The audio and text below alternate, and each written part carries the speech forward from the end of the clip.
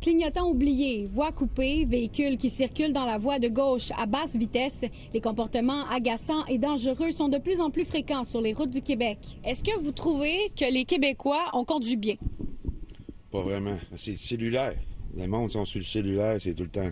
Depuis la pandémie, la situation sur nos routes s'est empirée. Le niveau de tolérance des conducteurs a diminué, alors que les gestes répréhensibles, eux, ont augmenté. C'est comme si on avait pris pour acquis que la vie est belle, il y a moins de circulation. Mais non, la circulation est de retour.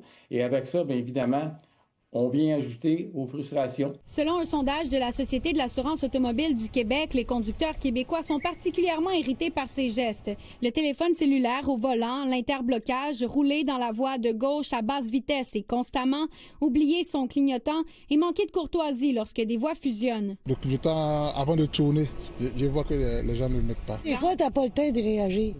Parce qu'une fois, ça m'est arrivé à 3 ans, elle m'a coupé sa trame. Puis elle était sur son cellulaire. Pour certains, les flasheurs, c'est des options. Ça roule à gauche, sans aucune raison, mettons, sur les autoroutes. D'ailleurs, la Sûreté du Québec a remis plus de 2500 constats pour utilisation inadéquate de la voie rapide depuis 2020.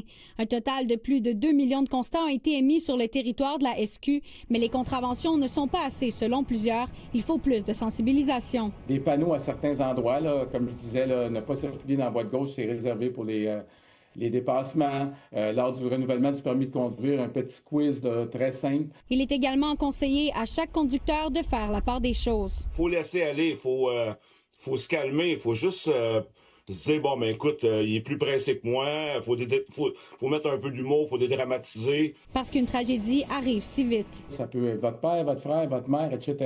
Au Québec, plus de 12% des accidents mortels sont directement liés à une distraction.